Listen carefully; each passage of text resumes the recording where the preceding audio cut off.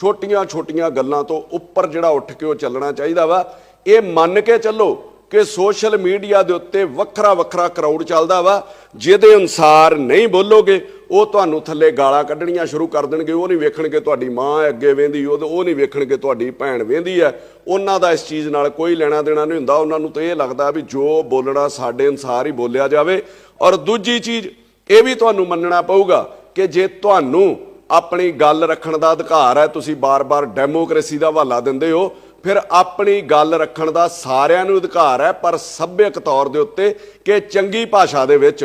दूजी चीज़ मैं तुहानूं कहना चाहुंदा अमृतपाल कि मैं तेरे जिड्डा लीडर तो नहीं मानदा भरावा अपने आप नूं। परचे मेरे ते भी होए 7-8, कुछ झूठे भी होणगे, कुछ सच्चे भी होणगे, पर मैं अपने निजी फायदे लई ना तो कदी लोकां नूं वरतिया ते ना कदी धर्म दा सहारा लिया। हाँ, मैं मंदिर भी गया परचियां लई, मैं गुरुद्वारे भी गया, मैं मसीते भी जाता रहा और बहुत दूर दूर तक मैं हवन भी करा के आउंदा रहा वां। आप चल के गया गुरु महाराज दे दर दे उत्ते, ना कि रब नूं नाल चुक के तुरिया फिरदा रहा। फिर रब ने मैनूं कढिया भी उन्हां परचियां दे विचों, उन्हां मुसीबतां दे विचों। दूजी चीज़, एक पासे तुसीं कह रहे हो कि परचा साडे उत्ते गलत होया, और दूजे पासे तुहाडे च हंकार किन्ना बोलदा, जिहदे तुसीं आप ही मान रहे हो। तुसीं दूजे पासे ये कह रहे हो कि जिहड़ा साडे खिलाफ बोलूगा असीं उहनूं छड्डना नहीं। फिर इनू किवें छड्ड दिता? फिर ये परचा तो कोई सच्चा ही होया होगा ना। चलो ये पुलिस की इन्वेस्टिगेशन च आ जाऊगा, पता नहीं पुलिस दबाव च कैंसल करती आ जां की करती आ।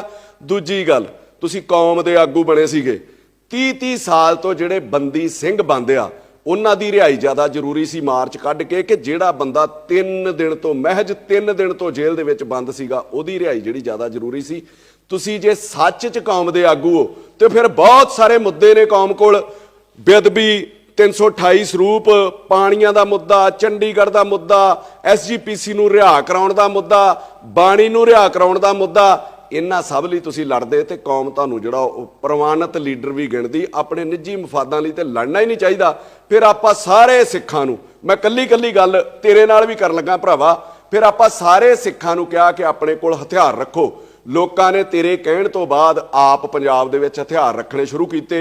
सोशल साइट्स दे उत्ते लोकां ने फोटोआं पाईआं, तेरे हथियार रखण ते लहराउण करके सरकार ने एक नवां कानून बना दिता भी हथियार लहराउण दे उत्ते परचा दिता जाऊगा। और उस नवें कानून दे तहत 300-400 बंदे दे उत्ते परचा दर्ज किया गया, जिस च बच्चे भी नहीं बख्शे ते जनानियां भी नहीं बख्शियां। उन्हां दे परचे रद्द कराउण लई जिहड़े तेरे करके होए सीगे, आपां उन्हां लई ते कोई रोस मुजाहरा नहीं कीता। वो जिहड़े तेरे मगर लग के अज परचियां चुलझे फिरदे ने। उस तों अगे आ जाओ संदीप सन्नी, जिन्हें तेरे भाषणां तो प्रेरित हो के जिस च कहना सी सोध दिओ, फड़ लो, वेखना नहीं, उत्थे वेट थोड़ी करनी आ, उन्हें ने सूरी नूं मारिया। उस संदीप सन्नी दी भी उस दौरान अपनी दुकान साड़ी गई, और बड़ी दुनिया ने डिमांड की कि जे उन्हें मारिया तो उहदे उत्ते परचा हो गया। जिन्हां लोकां ने दी दुकान साड़ी आ उन्हां दे उत्ते भी परचा होना चाहिदा वा। ते आपां ते संदीप सन्नी लई भी कोई धरना नहीं दिता, ते कोई उपराला नहीं कीता, ते कोई आवाज़ नहीं चुकी, ते कोई बात नहीं पुछी। आपां गल गल ते खालिस्तान करदे रहिने, खालिस्तान चाहिदा, खालिस्तान चाहिदा, वक्री हुकूमत चाहिदी आ। मैं पुछना चाहुंदा भरावा, तैनूं खालिस्तान बनाउणा कित्थे आ? खालिस्तान होना किड्डा क है कि 2 घंटे एनूं तुर पो, 2 घंटे ओनूं तुर पो, उधरों ते खालिस्तान तुहाडा खत्म। एडा क खालिस्तान होऊगा साडा, आ खालिस्तान होऊगा साडा, इन्नी क मतलब उहदा जिहड़ा एरिया होऊगा। अमृत संचार तुसीं कराउंदे हो वधिया, नशा छडाओ तुसीं मुहिम चलाई हो वधिया। पता नहीं किन्ने क लोकां ने तुहाडी मुहिम तो नशा छड्डणा ते किन्निआं ने अमृत छक के जिहड़ा निभाउणा वा। ये समा दसूगा, मैं इहदे उत्ते किंतु परंतु नहीं करदा। आपां गल गल दे उत्ते आपां चीज़ां दा नतारा ते करिए, उहदे रिजल्ट की आ रहे ने यार। आपां अमित शाह नूं, मोदी नूं गालां कड्ढी जाने आ सिर्फ ये साबित करन लई कि मैं एजेंसियां दा ते केंद्र दा बंदा नहीं हैगा। मैं तैनूं ये कहना चाहुंदा भी इन्हां गालां दा गुस्सा वो पंजाब दे उत्ते कढ़दे ने। दूजी चीज़, मैं नहीं तैनूं कहंदा कि तूं एजेंसियां दा बंदा वा, पर मैं तैनूं एक गल जरूर कहनी चाहुंदा, इन्नी क मेरी उम्र ते इन्ना क मेरा तजर्बा हो गया वा कि एजेंसियां जिन्हों वरतना हुंदा ना, कदी उहदे नाल मीटिंगां नहीं करदियां, बल्कि वो माहौल ही इहो जिहा क्रिएट करदियां और माइंड ही बंदे दा इहो जिहा सैट करदियां वा। बंदे नूं पता ही नहीं लगदा भी वो कदों एजेंसियां को वरतिया गया वा, कदों वो एजेंसियां दे हत्थां दे विच खेड़ गया वा। मैं तैनूं अलर्ट करदा कि 2024 चोणां तक तैनूं एजेंसियां ने पीक दे उत्ते चढ़ाउणा, TC दे उत्ते खड़नगे, और चोणां तो पहिलां पहिलां तेरे ते कार्रवाई करके ना, जिद्दां उन्हां पुलवामा वाला कांड होया सीगा, उहदे सिर ते देश जित लिया सीगा, इसे तरीके वो पूरा देश जितणगे।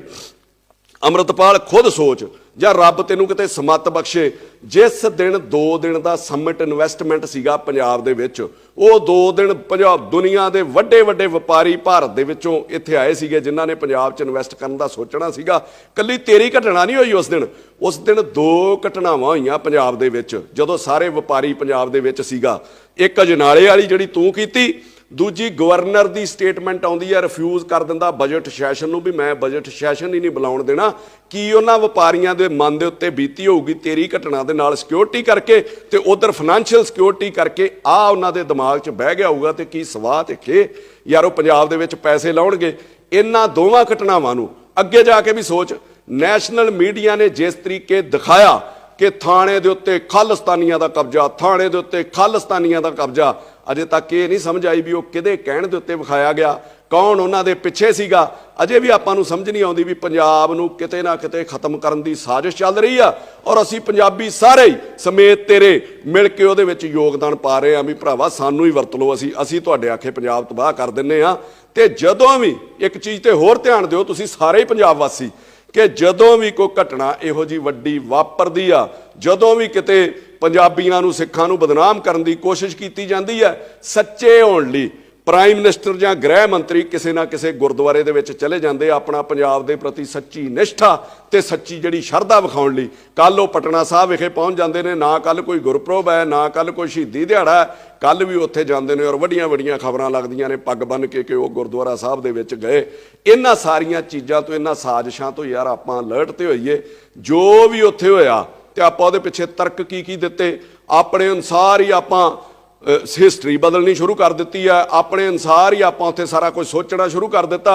ਮੈਂ ਸ਼ੁਰੂ ਕਰਨ ਲੱਗਾ ਵੀ ਜਿੱਥੋਂ ਤੁਸੀਂ ਮਤਲਬ ਉੱਥੇ ਚਾਲੇ ਪਏ ਨੇ, ਤੁਸੀਂ ਆਪਣੇ ਪਿੰਡ ਤੋਂ ਤੁਰਿਓ ਆਪਣੀ ਕਾਰ ਦੇ ਵਿੱਚ ਤੇ ਗੁਰੂ ਮਹਾਰਾਜ ਸਾਹਿਬ ਵਾਲੀ ਜਿਹੜੀ ਗੱਡੀ ਸੀ ਪਾਲਕੀ ਸਾਹਿਬ ਵਾਲੀ, ਉਹ ਤੁਹਾਡੇ ਅੱਗੇ ਅੱਗੇ ਜਾਂਦੀ ਹੈ।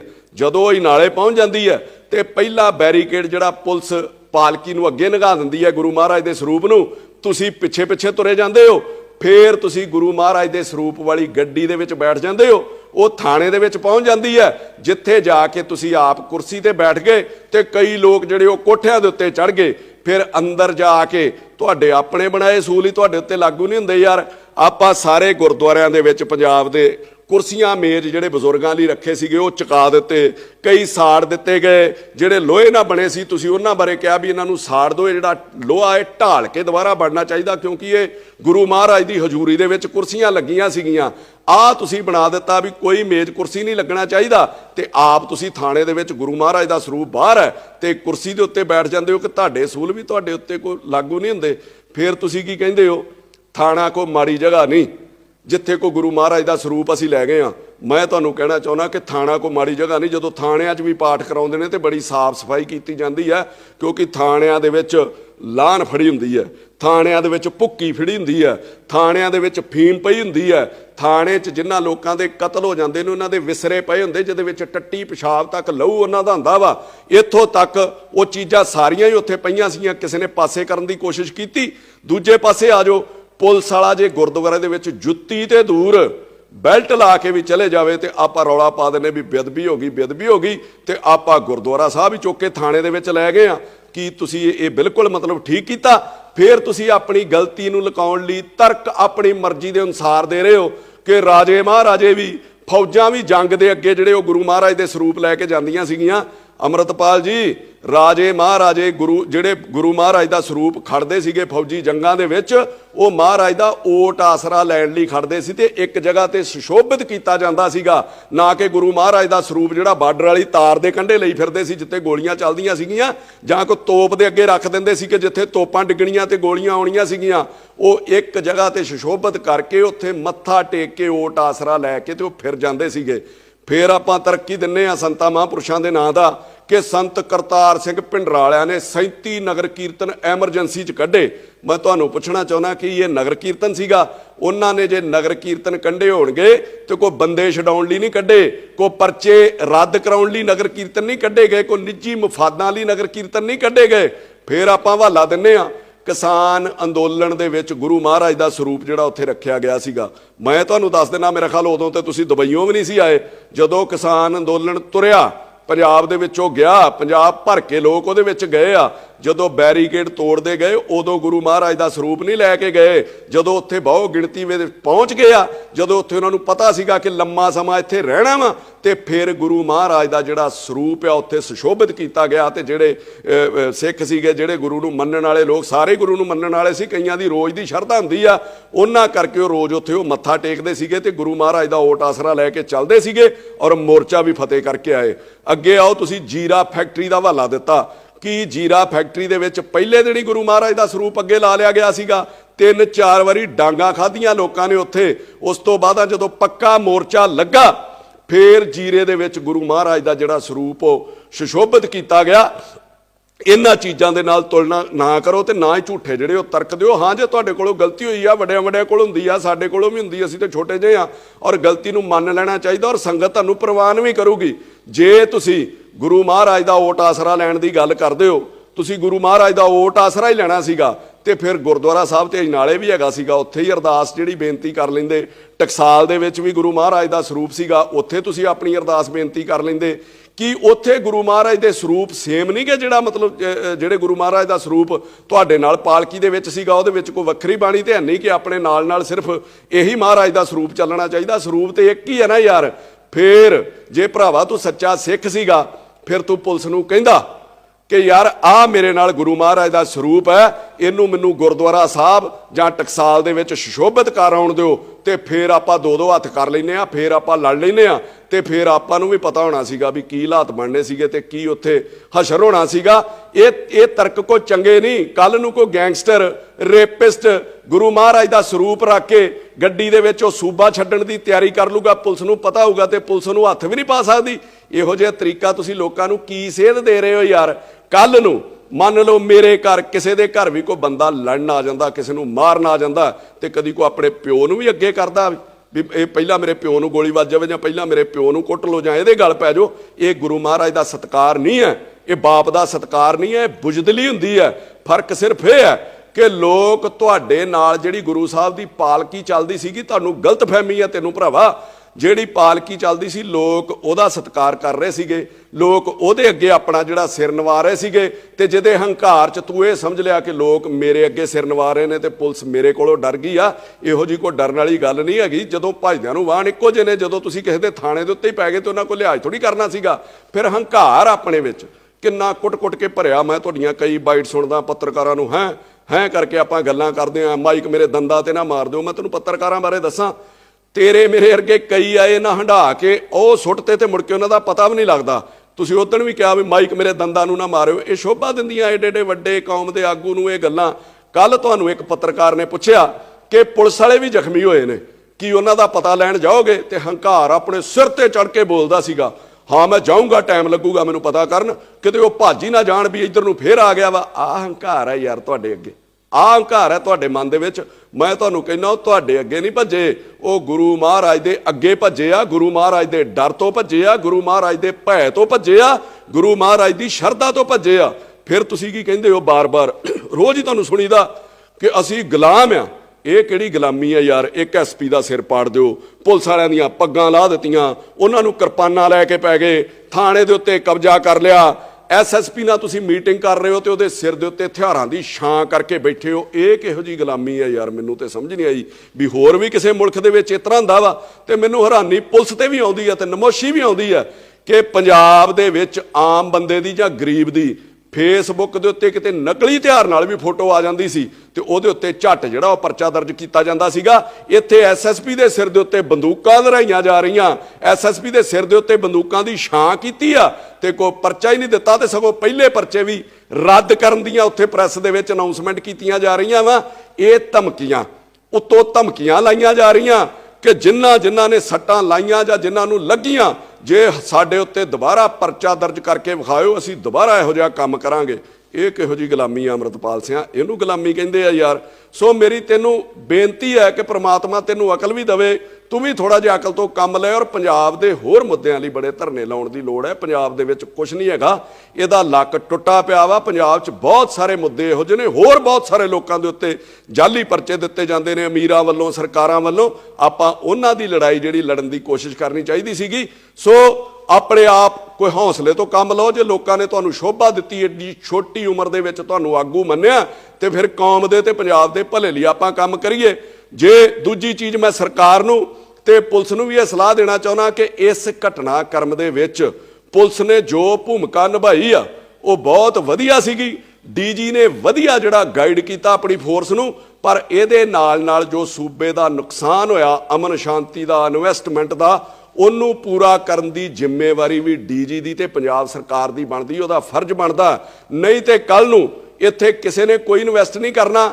ਇਹ ਨਾ ਹੋਵੇ कि कल तो जे किसी ने कोई परचा दर्ज कराउणा, पंजाब के हालात इहो ਜਿਹੇ बन जाणगे जे किसी ते परचा जाली दर्ज हो गया तो वह अपनियां इनकुआयरियां लाउण लई अमृतपाल को जाया करनगे। वो अफसरां नूं फोन करिया करूगा भी इहनूं कढ दिओ ते इहनूं पा दिओ। ते जे किसी ने पंजाब दे विच कोई यूनिट भी लाउणा, कोई इन्वैसट भी करना है तो वह तुहाडे नालों पहिलां उहनूं अमृतपाल कोलों NOC जिहड़ी लैणी पिया करूगी। इहो जिहा माहौल सूबे दे विच ना क्रिएट कीता जावे। जो घाटा सूबे नूं पिया, जो डर वपारियां दे मन ते जां आम लोकां दे मन ते उत्ते फैलिया जां छाया, उहनूं दूर करना भी सरकार दा फर्ज है। इहदे नाल नाल मैं उन्हां लोकां नूं भी कहना चाहुंदा जिन्हां ने डी.जी. दे उत्ते सवाल चुके ने, जिहड़ा गौरव यादव दे उत्ते कि जिहदे विच ओह कहिंदे ने कि जे डी.जी. दीयां लत्तां भार नहीं चलदियां। विक्रम मजीठीआ कह रहे सी, मैं मजीठीआ साहब तुहानूं भी एक बेनती करदा कि पिछले दिनां तो मैं तुहानूं भी सुन रिहा, वधिया बोल रहे हो पंजाब के मुद्दों ते, पर किते ना किते सियासत इहो जे सेंसिटिव मुद्दों के उत्ते छड्ड देनी चाहिदी आ। तुसीं कह रहे हो कि जे डी.जी. दीयां लत्तां भार नहीं चलदियां ते सानूं 2 मिनट दे देवे, असीं बंदे दा पुੱਤ बना देंगे जिन्हें देश का माहौल खराब करना जां जिहड़ा देश का माहौल खराब करूगा। तो जे इन्ना ही दर्द है मजीठीआ साहब तुहाडे अंदर, तो फिर डी.जी.पी तो आर्डर लैण की लोड़ है? फिर जे हैगा दम तो बंदे का पुੱਤ बना दिओ। 100 गनमैन लैके तुसीं होटलों च प्रैस कानफ्रेंस करदे हो और उत्थे कहिंदे हो कि पहली गोली मैं खाऊंगा, जे चलूगी तो फिर आपां तुरे क्यों नहीं अजनाले वाल नूं? तुसीं की चाहुंदे सीगे कि डी.जी. इहो जिहा माहौल क्रिएट करदा? तुहाडे वेले जिस तरह फायरिंग कीती सीगी, पहिलां बेदबी 84 च होई, फिर तुहाडे 2015 च होई, ते तीजी हुण हो जांदी, ते 15 साल आपां इसे दे उत्ते राजनीति करदे भी साडे वेले होई सी ते इन्हां वेले भी, ते उहदे बदले लोक तुहानूं सत्ता 'च लिआउंदे। सो राजनीति इन्हां मुद्दिआं दे उत्ते नहीं करनी चाहीदी। चंगे मुद्दिआं ते बोलो, लोक तुहाडे नाल जुड़ना भी शुरू हो जाणगे। मैं तुहानूं फिर कहना कि तुहाडे कल्लिਆਂ दी गल नहीं है। कई शिव सेना वाले रोज़ डींगा मारते हैं कि देश प्रेम, देश लिए मर जाएंगे, देश लिए जी पांगे। 40-40 गनमैन सरकार ने तुहानूं दित्ते ने, करोड़ां रुपइयां का खर्चा हुंदा, फिर उधर नूं तुरे क्यों नहीं?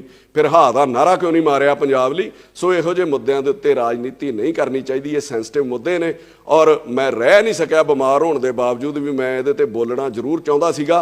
सो मैं सारिਆਂ ਨੂੰ ਇਹ अपील करदा कि इहो ਜਿਹੇ नाजुक मुद्दिआं ਦੇ ਉੱਤੇ ਇੱਕ ਦੂਜੇ ਦਾ ਸਾਥ ਜ਼ਰੂਰ ਦੇਣਾ ਚਾਹੀਦਾ। ਅਖੀਰ 'ਚ ਮੈਂ ਇਹ ਕਹਿ ਕੇ समाप्ति कर लगा अपनी गल दी कि सारिਆਂ ਨੂੰ रब समत बख्शे और पंजाब दे विच शांति जिहड़ी वो बनी रहे, कि मूँह आई बात ना रहिंदी है, झूठ आखां कुछ बचदा है, सच आखां भांबड़ मचदा है, दोहां गल्लां तो जी जचदा है, जच जच जीभा कहिंदी है, मूँह आई बात ना रहिंदी है।